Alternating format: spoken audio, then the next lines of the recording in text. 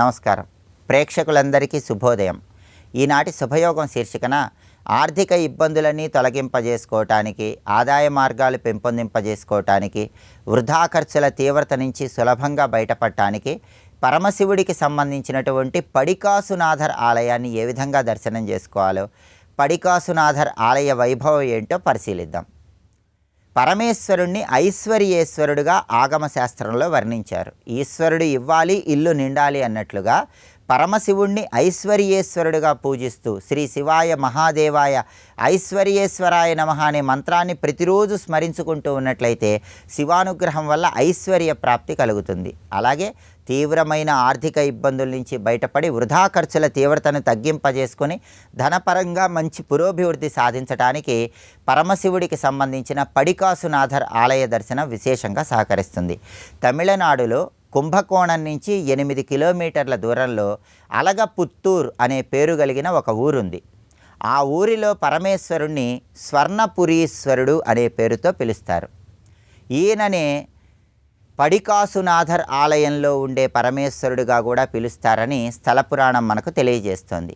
ఇక్కడ పడికాసునాథర్ ఆలయ వైభవాన్ని మనం పరిశీలించినట్లయితే ఒకానొక సమయంలో ఈ అలగపుత్తూరులో ఉన్నటువంటి స్వర్ణపురీశ్వరుడికి అభిషేకం చేయటానికి కూడా ఆలయ పూజారికి అవసరమైన సామాగ్రిని కొనుగోలు చేయటానికి ధనం లేదు.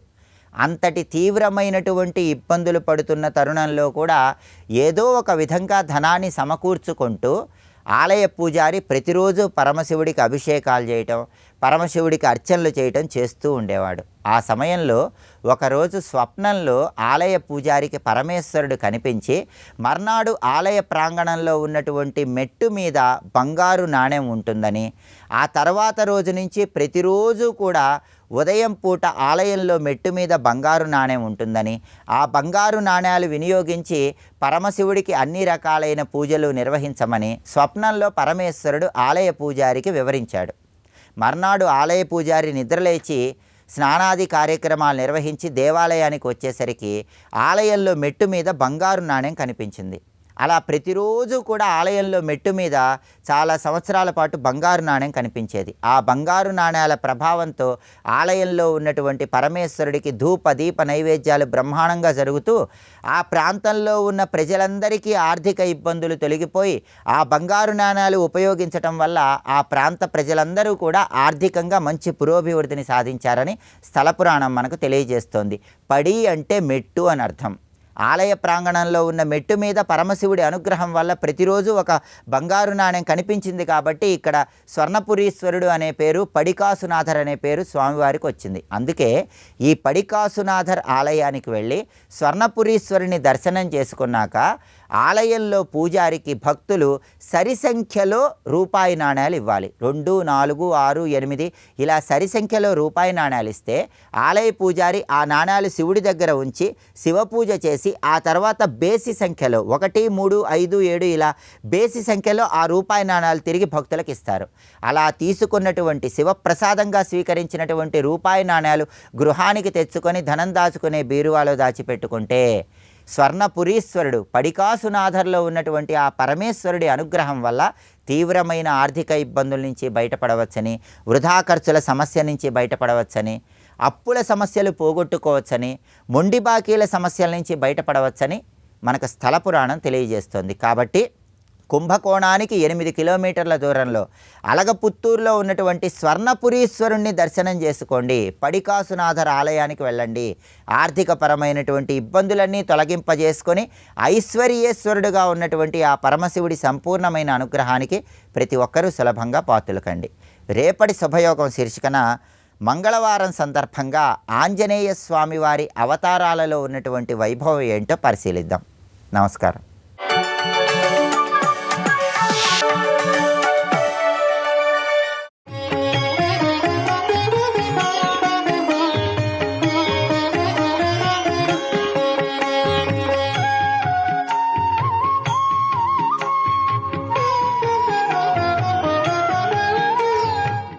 తన యొక్క అల్పత్వాన్ని భగవంతుని ముందు అంగీకరించడం భక్తిలో ప్రధానం, అత్యంత ప్రధానం. అందుకే ఎప్పుడు భక్తుడు అహంకరించడు.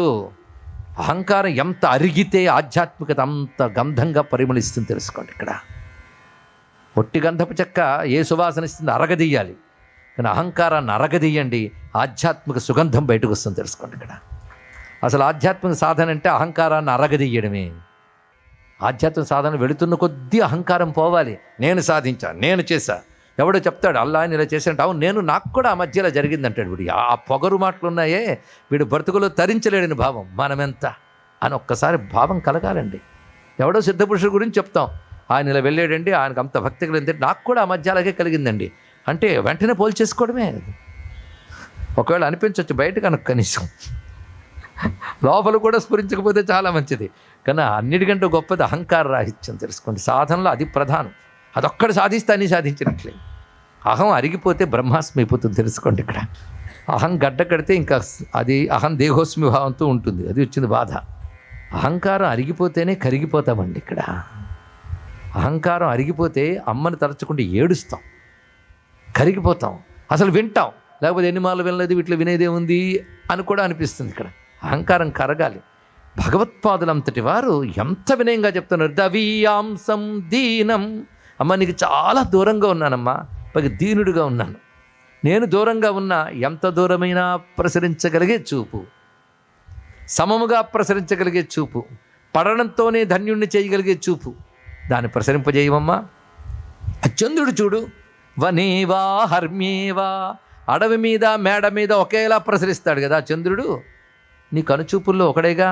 అటువంటప్పుడు నీ కళ్ళ చూపుల్లోంచి కరుణ నాపై ప్రసరింపజేయడానికి ఆలస్యం ఎందుకు తల్లి అంటూ ఆ నేత్రాలను అంత చక్కగా వర్ణించారు. దృశాద్రాఘీయస్యాదరదళిత నీలోత్పలరుచా దవీయాంసం దీనం స్నపయ కృపయా మామపి శివే అనేనాయం ధన్యో భవతి నచతే హానిర్యత వనేవా హర్మ్యేవా సమకర నిపాతో హిమకరః అని అద్భుతంగా ఆ నేత్ర సందర్శనం చేసుకున్నాం. తర్వాత విశేషించి అమ్మవారి యొక్క ముఖ వర్ణన పరిపూర్ణం చేసుకుంటున్నాం.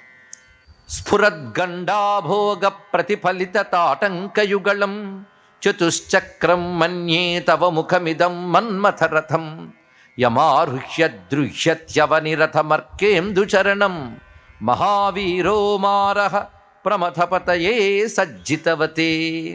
ఆదిశంకరుల కవితాత్మకమైన ఉపాసన దృష్టి ఇందులో గోచరిస్తున్నది.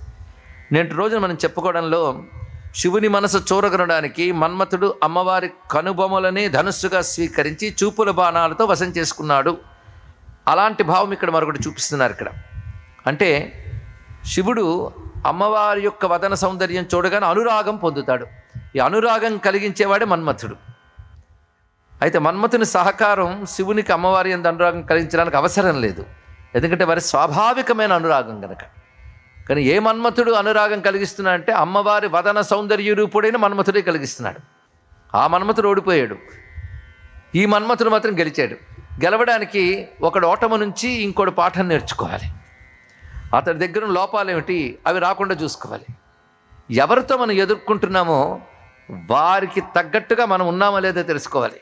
వారుకున్న బలము మనకున్న బలము సమమేనా, వారుకున్న పరికరాలు మనకున్న పరికరాలు, వారుకున్న ఆయుధాలు మనకున్న ఆయుధాలు, ఇవేమైనా లెక్క చూసుకోవాలి. అది అప్పుడు చూడకుండా తొందరపడ్డాడు, ఇప్పుడు జాగ్రత్త పడ్డట్టు. అమ్మవారి ముఖరూప మన్మథుడు, అందుకే ముఖమిదం మన్మథ రథం.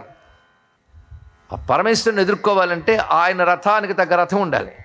ఇతని రథం చిరుకులతో నడిపించే రథం. శివుడి రథమా సూర్యచంద్రులు నడిపేటువంటి భూమి రథం. కానీ సూర్యచంద్రుడు చక్రాలుగా కలిగి ఆయన త్రిపురాసుర సంహారం చేశాడు ఆ రథంతో. అలాంటి శివుణ్ణి ఎదుర్కోవాలంటే నాకు 4 చక్రాలు తీసుకుంటాను, నాకు 2 చక్రాలు ఉంటే నా 4 చక్రాలు తీసుకోవాలి అనుకున్నాడు. అలాంటి రథం ఏదా అని ఆలోచించాడు. అమ్మవారి ముఖం రథంలా కనబడింది. వదన సౌందర్య రూపుడైన మన్మథుడు ఆ ముఖ వదనమే రథంగా తీసుకుని ఎదుర్కొన్నాడండి శివుణ్ణి. ఎలాగో అంటే శివుడికి 2 చక్రాలని చెప్పుకున్నాం శివుడి రథానికి. ఆ 2 చక్రాలు ఏమిటి? సూర్యుడు చంద్రుడు. ఆ చక్రాలు ఎక్కడ దొరుకుతాయని చూశాడు. అమ్మవారి యొక్క చెవులకి సూర్యచంద్రుడు తాటంకాలు ఉన్నాయి, కానీ ఇక్కడ అమ్మవారి వదనానికి కూడా అలాగే 2 ఉన్నాయి, సూర్యచంద్రుడు సరిపోతుంది. కానీ డబల్ చేస్తే అతను గెలవడం సులభం అనుకున్నాడు, రెట్టింపు చేయదలుచుకున్నాడు. అది అమ్మవారి చెవులకు పెట్టుకున్న 2 తాటంకాలు బుగ్గల్లో ప్రతిఫలిస్తున్నాయి అమ్మవారికి. తాటంక యుగళీభూత తపనోడుప మండలాన్ని మనం చదువుకుంటున్నాం. ఆ తాటంకములుగా ఉన్న ఆ 2 సూర్యచంద్ర రూపమైనటువంటి చెవి కమ్మలు కూడా అమ్మవారి బుగ్గల్లో ప్రతిఫలిస్తున్నాయి. ఈ వర్ణన ఉద్దేశం అటు చెవుల్ని వర్ణించడం, చెక్కిళ్ళని వర్ణించడం ఏకకాలంలో జరుగుతుంది. అంటే అద్దపు చెక్కిళ్ళు అంటారు. అంత నునుపుగా నిండుగా పద్మరాగ శిలాదర్శ పరిభావి కపోలభూ, పద్మరాగ దర్పణంలా ఉన్నాయి. అవి ఎర్రగా ఉన్నాయి, నునుపుగా ఉన్నాయి. ప్రతిఫలనం అవడానికి తగ్గంత నునుపుగా నిగనగలాడుతూ ఉన్నాయి చెక్కిళ్ళు. ఆ చెక్కిళ్ళల్లో ఈ రెండు ప్రతిఫలిస్తున్నాయి. అప్పుడు 4 చక్రాల్లో ఉన్నాయి. ఇది బాగుంది అనుకున్నాడు. ఆ 4 చక్రాల రథం ఎక్కి శివుని జయించగలిగాడు కనుక అతనికి ఆ విధంగా సజ్జతివతే ఏర్పాటు చేసుకున్నాడు రథాన్ని. అంటే అమ్మవారి యొక్క ముఖమిదం మన్మథ రథం. ఈ చెప్పడంలో విశేషము ఆమె కమకళా స్వరూపమని స్ఫురింపజేయడం ఒకటి. అమ్మ తప్ప పరమేశ్వరుని ఇంకో ఏ ఒక్కరు కూడా చూరగొనలేరు. పరమేశ్వరుడికి అమ్మ యందు నిత్యానురాగం ఉన్నది. అలాంటి అనురాగం కలిగించినటువంటి ఒకానొక వదన సౌందర్యం అమ్మవారి యొక్క ముఖంలో ప్రకాశిస్తున్నదని చెప్పడం శంకర భగవత్పాల్ వారికి ఉద్దేశం. అంత రమ్యమైన శ్లోకం అది. స్ఫురద్గండాభోగ ప్రతిఫలిత తాటంకయుగళం. ప్రతిఫలిత తాటంకయుగళం, 2 తాటకములు ప్రతిఫలిస్తున్నాయి. ఎక్కడ? స్ఫురత్ గండాభోగ. స్ఫురత్ అంటే ప్రకాశమానమైనటువంటి, గండములంటే చెక్కిళ్ళు, వాటి యందు అందముగా ప్రకాశిస్తున్నాయి. దానివల్ల చతుశ్చక్రం మన్యే తవ ముఖమిదం మన్మథరథం యమారుహ్య దృహ్యత్యవని రథమర్కేందు చరణం మహావీరో మారహ ప్రమథపతయే సజ్జితవతే. మొత్తానికి శివుణ్ణి జయించాలంటే ధైర్యం అమ్మవారి మన్మథుడికి, అమ్మవారి సహాయంతోనే జరుగుతుందని ఈ విధంగా వదనం యొక్క చెక్కిళ్ళు చెప్పారు. సర్వం శ్రీ లలితా మహాత్యపుర సుందరి చరణారవిందార్పణమస్తు. స్వస్తి.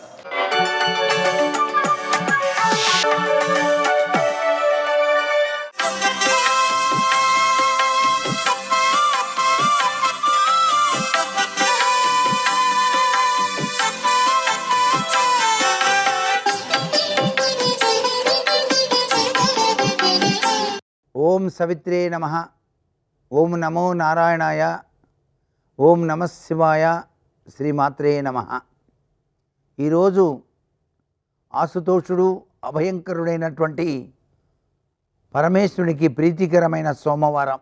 పంచారామ దివ్యక్షేత్రాలలో ఏ ఆరామ దర్శన భాగ్యం చేత శివలోకం పొందుతారు అని చెప్పేసి శాస్త్రవచనం. కుమారస్వామి చేత ఖండితమైనటువంటి తారకాసుని మెడలోని అమృత లింగం ప్రథమ దివ్య శకలం పడినట్టు దివ్య పుణ్యధామం పంచారామ క్షేత్రాలలో ప్రసిద్ధమై వెలుగొందుతూ ఉన్నది. అమరారామం ఇది అమరావతి నగరాధీశుడైనటువంటి దేవేంద్రునిచే ప్రతిష్ఠించబడ్డది కాబట్టి అమరలింగేశ్వరుడు అని చెప్పేసి అమరారామ దివ్యక్షేత్రంలో అమరేశ్వరునికి నిత్యము కూడాను విశిష్టకరమైనటువంటి అభిషేకార్చనలు, చక్కటి పూజలు నేటికి నిర్వర్తిస్తున్నారు. ఇక్కడి అమ్మవారు బాలచాముండికా దేవి. ఈ బాలచాముండీశ్వరి దేవి చాలా విశిష్టవంతమైనటువంటి మహిమ కలదిగా పురాణ ఇతిహాసాలు తెలియజేస్తున్నాయి. పరమేశ్వరుడు అఘోరముఖ రూపమై అమరలింగేశ్వరుడుగా ప్రకాశిస్తూ ఉన్నాడు కాబట్టి ఈ క్షేత్రంలో ఆ మహాదేవుడు ప్రణవేశ్వరుడు, అగస్త్యేశ్వరుడు, కోసలేశ్వరుడు, సోమేశ్వరుడు, పార్థివేశ్వరుడు అనేటువంటి పంచలింగాల రూపంలో ఉన్నాడు. ఇక్కడ ఉండేటువంటి కృష్ణానదిలో స్నానం చేసి అమరేశ్వరుణ్ణి గనక సేవించినట్లయితే భక్తులు శివలోకం పొందుతారు అని చెప్పేసి శాస్త్రవచనం. ఇక్కడ చనిపోయినటువంటి వారు కూడాను శివునిలో లీనమవుతారు అని చెప్పేసి పురాణ ఇతిహాసాలు తెలియజేస్తున్నాయి. అందుచేత పంచారామాలలో అమరారామ క్షేత్రంలో చాలా విశిష్టవంతమైన ప్రభావం కనిపిస్తుంది. సోమవారం నాడు ఆ పరమేశ్వరుణ్ణి ప్రదోష వేళ సందర్శించి ధన్యులమై తరిద్దామా. మరి సర్వే జనా సుఖినో భవంతు.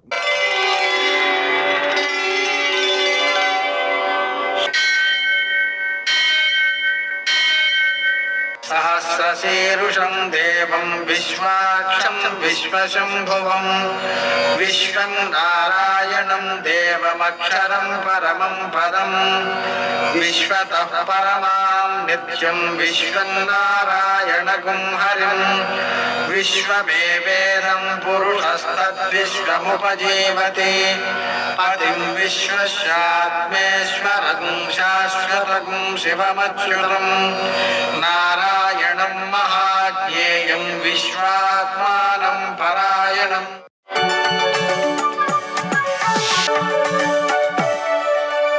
सूर्यशौर्यमथेन्दुरिन्द्रपदवी सन्मङ्गलं मङ्गलम् మృత్యుంజయాయ రుద్రాయ నీలకంఠాయ సంభవే అమృతేశాయ సర్వాయ మహాదేవాయ తే నమః.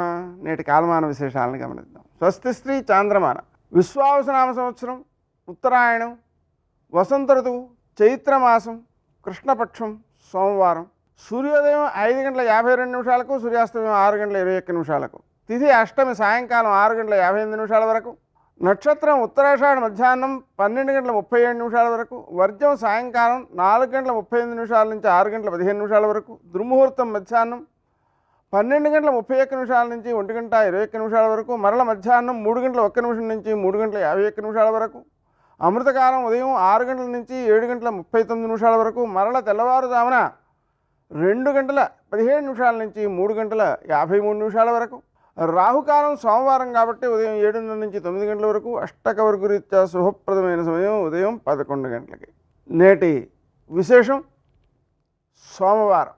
అలాగని సోమవార శ్రావణీ యోగం అంటే శ్రవణ నక్షత్రం కూడా కలిసిందనమాట. దీనివల్ల మనం దేవతలను ఆరాధించినా, దానాలు చేసినా, నదీ స్నానాలు చేసినా, పితృదేవతలను ఆరాధించినా విశేషమైన సత్ఫలితాలు సిద్ధిస్తాయి. అదేవిధంగా ఈరోజు శీతలా పూజ విశేషమైన సత్ఫలితాలను అందజేస్తుంది, ఆరోగ్యాన్ని వృద్ధి చేస్తుంది. అలాగే అనఘాష్టమి కావడం వలన అనఘాదేవిని, దత్తాత్రేయుడిని ఆరాధించుకోవడం ద్వారా సంపద వృద్ధి చెందుతుంది, దాన్ని రక్షించుకునే శక్తి పెరుగుతుంది, దాన్ని సద్వినియోగం చేసే జ్ఞానం కలుగుతుంది. మన చుట్టూ ఉండేటువంటి ఘటనల నుంచి మన కర్తవ్యాలను నిర్దేశించుకోవడానికి, సమస్యలను నివారించుకోవడానికి కావలసిన ఆలోచన సమృద్ధి కలుగుతుంది. నేటి ఆణిముత్యాలు.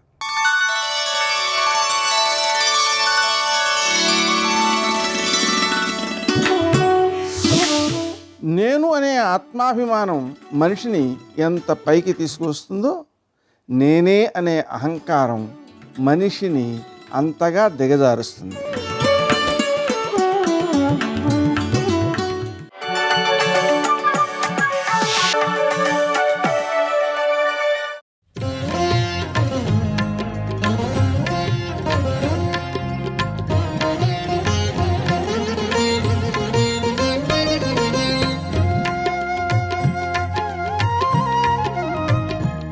ఒక తల్లికి ఒక తండ్రికి జన్మించినటువంటి పిల్లలు అపురూపమైనటువంటి ఆప్యాయతని కలిగి ఉంటారని, అసలు ఏ తల్లిదండ్రులు ఆ శరీరాన్ని ఇచ్చారో ఆ తల్లిదండ్రులు కూడా ఒకటి కోరుకుంటారట. వాళ్ళు శరీరం విడిచిపెట్టేసిన తర్వాత ప్రతి సంవత్సరం వాళ్ళు శరీరం విడిచిపెట్టినటువంటి తిథి నాడు వాళ్ళ కడుపున పుట్టినటువంటి కుమారుల్లో పెద్దవాడు కర్త, ఆయనకి అధికారం ఉంటుంది తల్లిదండ్రులకి ఉదకాన్ని ఇవ్వడానికి. ఆ ఇచ్చేటప్పుడు కూడా పెద్ద కుమారుడి చెయ్యి పైన పెట్టేటటువంటి అధికారం ఇవ్వలేదు. పెద్ద కొడుకు చెయ్యి కింద ఉంటుంది. చిన్న కొడుకుల యొక్క చేతులు అంటే తర్వాత పుట్టిన వాళ్ళ చేతులన్నీ పైన ఉంటాయి. ఆ చిన్న కొడుకులు అంటే పెద్ద కొడుకు తర్వాత పుట్టిన కొడుకుల చేతుల మించి పడినటువంటి నీటిధార ఆఖరణ పెద్ద కొడుకు చేతిని తగిలి కింద పడాలి. అలా కింద పడితే అక్షయతృప్తి ద్వారా అని వాళ్ళు ఎంతో సంతోషాన్ని పొందుతారట. నేను కన్న బిడ్డలు నా తేజస్సు చేత జన్మించిన వాళ్ళు పుట్టినప్పుడు వాళ్ళని ముద్దాడి వాళ్ళు పెరిగి పెద్దవాళ్ళ వాళ్ళని ఎంతో కోరుకున్నాను. వాళ్ళు మేము శరీరం విడిచిపెట్టిన రోజున ఇంత ప్రేమతో అందరూ కలిసి మాకు ఉదకధార విడిచిపెట్టారు అని సంతోషిస్తారు. అందుకే అలా తల్లిదండ్రులకి తద్దినం పెట్టినటువంటి రోజున అన్నదమ్ములు ఆ ప్రాంగణాన్ని ఆ రాత్రి విడిచిపెట్టి వెళ్ళకూడదు అని. అక్కడే పడుకుని మరునాడు ఉదయం వెళ్ళిపోతారు. జీవితంలో కనీసం తల్లిదండ్రుల పేరు చెప్పి సంవత్సరానికి ఒక్కసారైనా అన్నదమ్ములు కలిసి అటువంటి తర్పణ చేయకపోతే, ఆ ఉదకాన్ని విడిచిపెట్టకపోతే అసలు మనుష్య జన్మకి సార్థక్యం లేదు. అంతకన్నా కృతజ్ఞుడు ప్రపంచంలో ఇంకొకడు లేడు. వాడి కృతజ్ఞతని దేవతలు కూడా క్షమించరు. ఒక తండ్రి ఒక తల్లి కడుపునటువంటి పుట్టినటువంటి బిడ్డలు అంత ఆప్యాయంగా ఉండాలి, అంత ప్రేమగా బ్రతకాలని శాస్త్రం కోరుకుంటుంది. మనకి శ్రీరామాయణంలో అన్నదమ్ములు అంటే ఎలా బతకాలో నిర్వచించి చూపించినటువంటి వాళ్ళు నలుగురు కూడా రామ, లక్ష్మణ, భరత, శత్రుఘ్నులు. అందులో వాల్మీకి మహర్షి శ్రీరామాయణ రచన చేస్తూ నలుగురు కౌసల్య, సుమిత్ర, కైకేయి ఎందు జన్మించినటువంటి వారు. పెద్ద కుమారుడైనటువంటి రాముడు కౌసల్యాదేవి ఎందు ఆవిర్భవించాడు.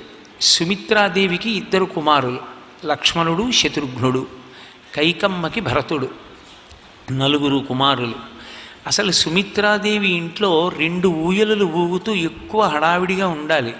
కానీ సుమిత్రాదేవి కుమారులలో ఒకడైనటువంటి లక్ష్మణుడు ఎప్పుడూ కూడా కౌసల్యా కుమారుడైనటువంటి రామచంద్రమూర్తి పక్కన పెట్టుకోబెడితే ప్రశాంతంగా ఉండేవాడు. సుమిత్ర యొక్క 2వ కుమారుడైన శత్రుఘ్నుణ్ణి తీసుకెళ్ళి ఆ కైకమ్మ కుమారుడైనటువంటి భరతుడి పక్కన పడుకోబెడితే అతను ప్రశాంతంగా ఉండేవాడు. అసలు 2 కుమారులు పొందినటువంటి సుమిత్రాదేవి యొక్క అంతఃపురం ఎప్పుడూ కూడా నిశ్శబ్దంగా ఉండేది. ఎప్పుడూ కూడా ఏ విధమైనటువంటి హడావిడి లేకుండా ఉండేది. అలా ఉండడానికి కారణం ఒక్కటే, ఆ సుమిత్రాదేవి నిజంగా ఎంత ఉదారురాలో. 2 బిడ్డల్ని కన్న తల్లి ఆ 2 బిడ్డల్ని కూడా తోడికోడళ్ళ యొక్క సంతానం పక్కన కూర్చోపెట్టి అక్కడ పడుకోబెట్టి తాను మురిసిపోయి తాను శాంతి పొందుతూ ఉండేది. వాల్మీకి మహర్షి ఒక మాట అంటారు, సర్వప్రియకరస్తస్య రామస్యాపి శరీరతః లక్ష్మణో లక్ష్మి సంపన్నో బహిప్రాణ ఇవాపరః అంటారు. సర్వప్రియకరస్తస్య రామస్యాపి శరీరతః. పుట్టుకతో వచ్చింది లక్ష్మణస్వామికి ఆ లక్షణం. ఆయన తన శరీరాన్ని కూడా తనకన్నా ముందు పుట్టినటువంటి రామచంద్ర ప్రభువుకి అర్పించడానికి సర్వవేళలా సిద్ధంగా ఉండేవాడు. అది కృతకంగా ఏదో అన్నగారు ఉపకారం చేశాడనో అన్నగారి వల్ల కలిసి వచ్చిందనో కాదు. తనకన్నా ముందు పుట్టినవాడు.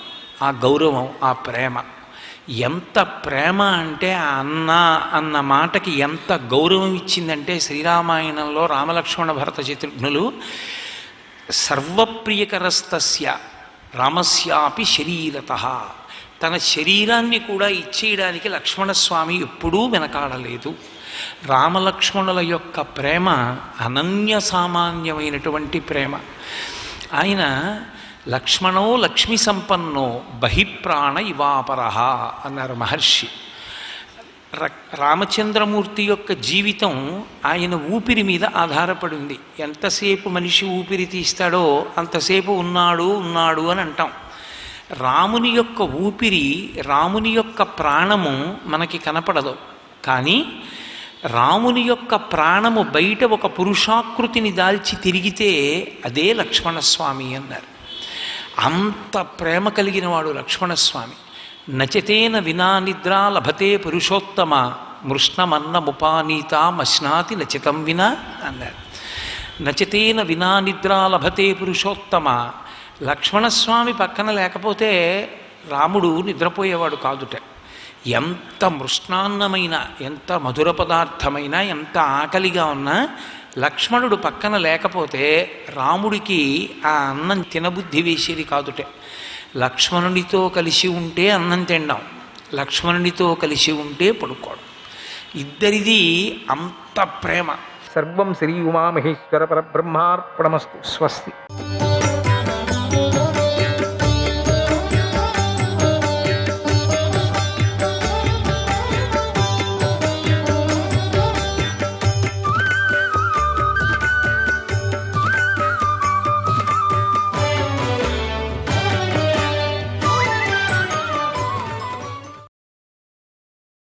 అశ్వమేధం అనే మహాయజ్ఞంలో భూమిని దక్షిణంగా ఇచ్చే విధానం ఉంది. కనుక అర్జునుడు జయించిన ఈ సమస్త భూమిని నేను ఋత్వికులకు ఇచ్చాను. ఇక నేను అడవికి వెళతాను.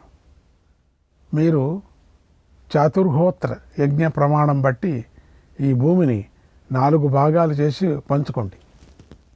ఓ ద్విజులారా, నేను విప్రధనాన్ని తీసుకోవటానికి ఇష్టపడను, అలాగే నా సోదరులు కూడా ఇష్టపడరు అన్నాడు. ధర్మరాజు ఆయన సోదరులు ద్రౌపది ఏకకంఠంతో ధర్మరాజు మాటను ధృవపరిచారు. ఆ మహాత్యాగాన్ని విన్న విప్రుల శరీరాలు జలధరించాయి. ధర్మరాజును విప్రులందరూ మెచ్చుకున్నారు. అప్పుడు వ్యాసుడు విప్రుల మధ్యలో ఉండి ధర్మరాజును అభినందిస్తూ ఇలా అన్నాడు, రాజా, నువ్వు ఈ భూమిని నాకిచ్చావు. దీన్ని నేను నీకు తిరిగి ఇస్తున్నాను. కనుక నువ్వు ఈ విప్రులకు బంగారాన్ని ఇవ్వు, అప్పుడు ఈ భూమి నీదే అవుతుంది అన్నాడు. తర్వాత కృష్ణుడు ధర్మరాజుతో ఇలా అన్నాడు, ఓ ధర్మరాజా, వ్యాస మహర్షి చెప్పినట్లే చెయ్యి, నీకదే మంచిదన్నాడు. ఆ మాటలు విని ధర్మరాజు సోదరులతో కలిసి సంతోషించాడు. మరుత్తురాజును అనుకరిస్తూ ఈ ధర్మరాజు చేసిన మహాదానం ఈ లోకంలో ఇంకొక రాజు చేయలేడు. వ్యాస మహర్షి బంగారాన్ని అంతా తీసుకొని విప్రులకు ఇచ్చాడు. వారు దాన్ని 4 భాగాలు చేసి తీసుకున్నారు. ధర్మరాజు భూమికి మూల్యంగా ధనం ఇచ్చి తన సోదరులతో కలిసి ఆనందించాడు. దానితో ధర్మరాజు యొక్క పాపాలు కూడా నశించాయి. స్వర్గం పొందటానికి అధికారాన్ని పొందాడు.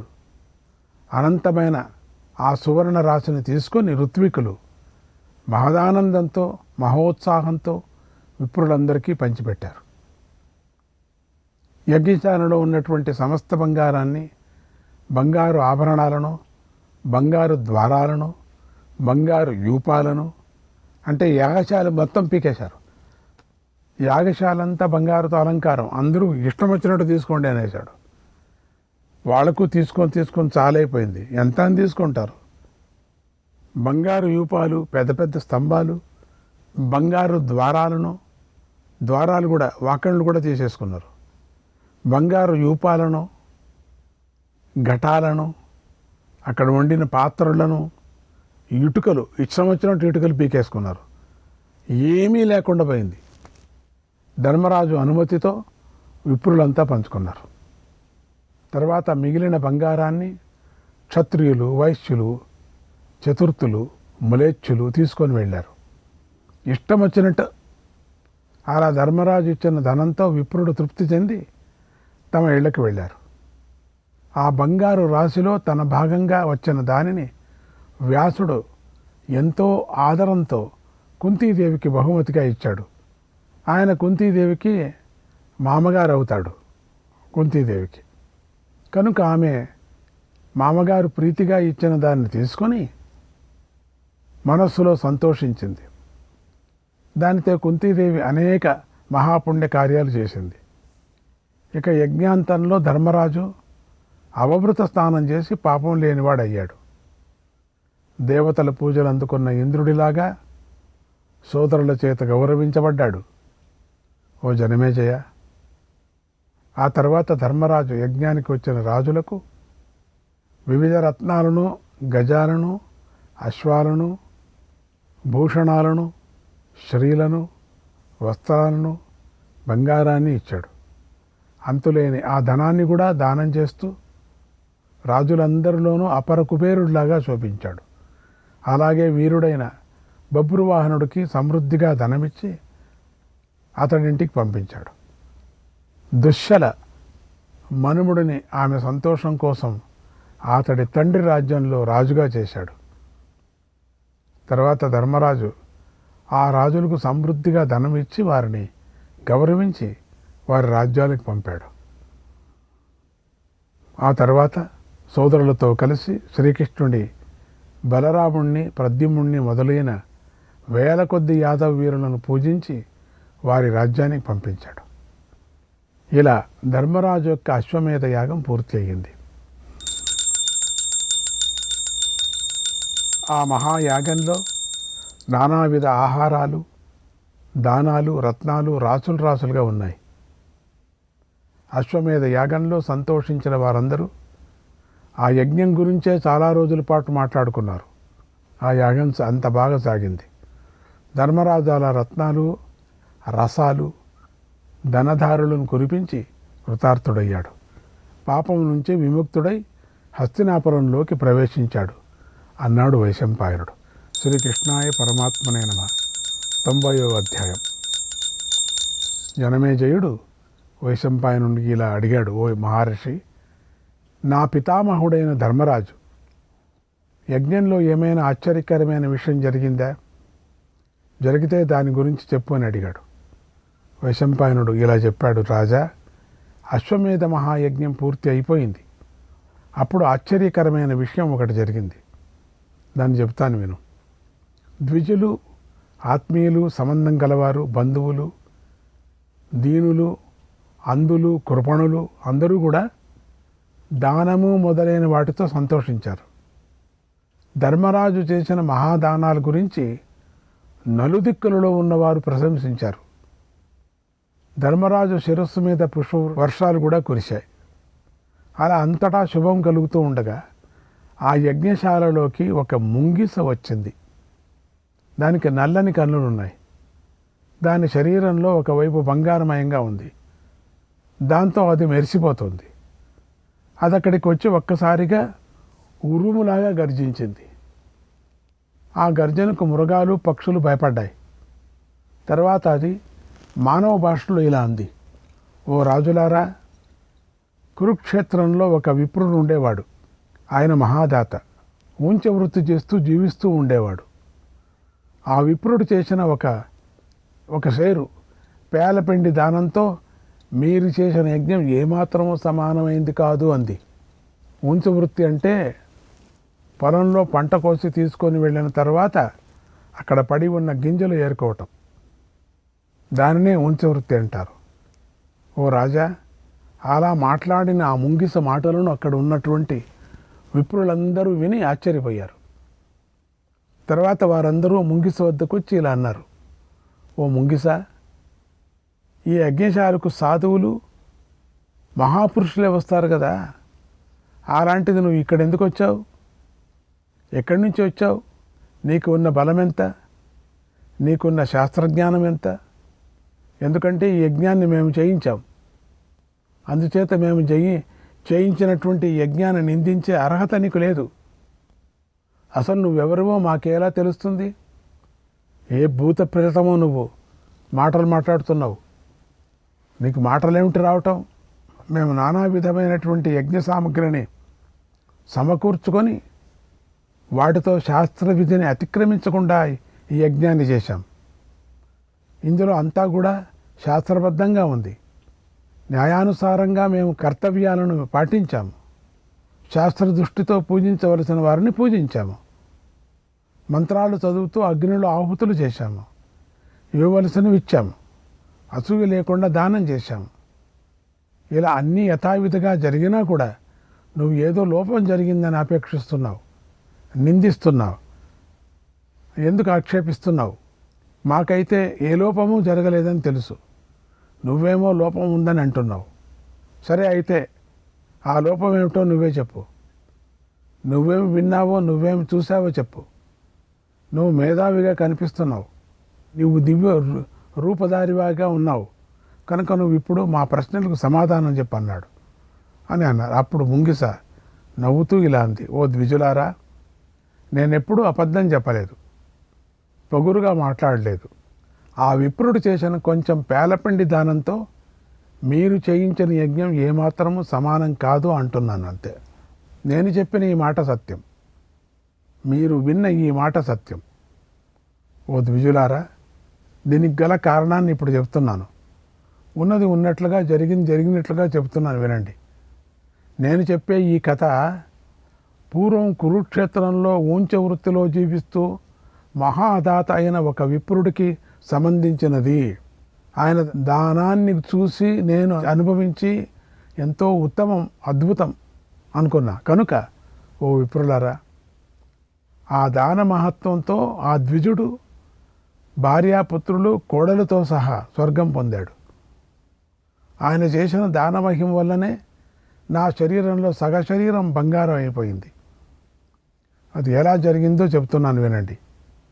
ఓ ద్విజులారా, కురుక్షేత్రంలో నివసించే విప్రుడు న్యాయంగా లభించిన దానితో చిన్నపాటి దానాన్ని చేశాడు. దాన్ని నేను చూశాను. ఈ సంఘటన కొన్ని రోజుల క్రితమే జరిగింది. కురుక్షేత్రం ధర్మక్షేత్రం. అటువంటి కురుక్షేత్రంలో ఎంతోమంది ధర్మాత్ములైన విప్రులు నివసిస్తూ ఉంటారు. అక్కడ ఊంచె వృత్తిని ఆచరిస్తూ జీవిస్తూ ఈ విప్రుడు ఉన్నాడు. ఆయన పావురంలాగా పొలంలో పంట నుండి రాలిన గింజలు ఏరుకొని తెచ్చి దానితో తన కుటుంబాన్ని పోషిస్తూ జీవిస్తున్నాడు. మరి ఆహారము తినేవాడు కాదు. ఇది ఊంచె వృత్తి. ఆయన ధర్మాత్ముడు, ఇంద్రియాలను జయించినవాడు. తన పవిత్రమైన ప్రవర్తనతో భార్య, కొడుకు, కోడలతో సహా చక్కగా ధర్మాలు ఆచరిస్తూ ఉన్నాడు. తపస్సు చేసుకుంటూ ఉన్నాడు. ఆయన తన వారితో కలిసి 3 రోజులకు ఒకసారి మాత్రమే భోజనం చేస్తూ ఉన్నాడు. ఒక్కొక్కప్పుడు ఆయనకు ఆహారం లభించేది కూడా కాదు. అప్పుడు ఆయన మళ్ళీ 3 రోజుల తర్వాత లభించిన ఆహారాన్ని మాత్రమే తిని జీవిస్తూ ఉండేవాడు. ఓ విప్రులారా, ఆయన అలా జీవిస్తున్న కాలంలో ఒకనాడు అక్కడ అతి భయంకరమైన క్షామం ఏర్పడింది. అప్పుడు అక్కడి పరిస్థితులన్నీ మారిపోయాయి. దాంతో ధర్మాత్ముడైన ఆ విప్రుడి వద్ద ఎలాంటి ఆహారము లేదు. పొలాలలో పంటలు ఎండిపోయాయి. అందువల్ల ఆయన అన్ని విధాలుగాను ధనం, ఆహారం లేనివాడైపోయాడు. కుటుంబం అందరితోనూ కలిసి ఆకలితో బాధపడ్డాడు. అలాగే ఓపిక కాలంగా గడిపాడు. అతి కష్టం మీద ప్రాణాన్ని రక్షించుకుంటున్నాడు. అలా ఒకరోజు ఆయన ఎంతో కష్టం మీద పొలంలోని ధాన్యపు గింజలను ఏరి ఒక షేరు ధాన్యాన్ని సంపాదించాడు. ఎన్నో కిలోమీటర్లు వెళ్ళి ఆ పొలంలో చాలా కష్టపడి ఏరుకున్నాడు. ఎందుకంటే వర్షం లేదు కదా, అంతా ఎండిపోయిన భూమి. ఏదో దొరికాయి. మొత్తానికి ఒక సేరు ధాన్యం దొరికింది. ఒక సేరు ధాన్యం తీసుకున్నాడు పాపం. ఆ ధాన్యాన్ని పిండి చేశాడు. జపం, నిత్య కర్తవ్యాలను పూర్తి చేసుకొని అగ్నిలో ఆహుతులు వేశారు. ఆ తర్వాత వారు ఆ పిండిలో తలో 4వ భాగం విభజించుకొని తినటానికి సిద్ధమయ్యారు. ఒట్టి పిండి, ఇంకేం లేదు దాంట్లో. ఆ పిండిని నీళ్ళలో కలిపారు అంతే. ఇంకేం దానికి ఏం పాలు గీలు పెరుగు అని ఉందనుకోకండి. నీళ్ళలో కలిపారు. 4 ముద్దలుగా చేసుకున్నారు, చిన్నవి. పాపం ఎన్నో రోజులైంది ఆహారం తినేవాళ్ళు. అప్పుడు ఆ సమయంలో వారి వద్దకు ఒక విప్రుడు అతిథిగా వచ్చాడు. వారు అతిథిని చూసి మనసులో ఎంతో ఆనందించారు. ఎందుకంటే ఎవరు అక్కడికి రారు కదా. ఆయనకు నమస్కారం చేసి ఆయన క్షేమాన్ని అడిగారు. ఊంచె వృత్తిలో జీవించే విప్ర కుటుంబంలోని వారందరూ నిర్మలమైన మనస్సు కలవారు, జితేంద్రియులు, శ్రద్ధ కలవారు, మనస్సు వశంలో ఉంచుకున్నవారు, అసూయ క్రోధం లేనివారు, సజ్జనులు, మాత్సర్యం లేనివారు, ధర్మం తెలిసినవారు. ఆ ఉత్తములు అభిమానాన్ని, మదాన్ని, క్రోధాన్ని విడిచిపెట్టారు. ఆకలితో బాధపడుతున్నటువంటి ఆ అతిథికి తమ గురించి చెప్పుకొని తమ ఇంటికి తీసుకొని వెళ్ళారు. ఆ ఇంటి యజమాని ఆ అతిథితో ఇలా అన్నాడు: ఓ పుణ్యాత్ముడా, ఓ ద్విజ, నేను ఈ పిండిని న్యాయంగా సంపాదించాను, పవిత్రంగా మీకు ఇస్తున్నాను. ఆయన చాలా బాధపడుతున్నాడు ఆకలితో, దీన్ని తినండి అని విప్రుడికిచ్చాడు. అప్పుడు అతిథి దేవుడు ఆ పిండిని తీసుకొని తినేశాడు. ఒక్క మింగు మింగేశాడు. కానీ ఆయనకు తృప్తి కలగలేదు. ఊంచె వృత్తిలో జీవించే విప్రుడు ఆ అతిథిని చూసి ఆయన ఇంకా ఆకలి తీరలేదని గ్రహించాడు. ఈయన బాగా ఆకలి మీద ఉన్నాడు. ఇప్పుడు ఈయన కడుపును ఎలా నింపాలి, ఈయనకిప్పుడు ఏ ఆహారాన్ని తెచ్చిపెట్టాలని ఆలోచించాడు. అప్పుడు ఆ విప్రుడి భార్య భర్త ఆలోచనను పసిగట్టింది. భర్తను పక్కకు పిలిచి ఇలా అంది: ఓ స్వామి, చిన్న విషయానికి అంతగా ఎందుకు ఆలోచిస్తున్నారు? వచ్చిన అతిథి దేవుడికి బాగా ఆకలిగా ఉంది.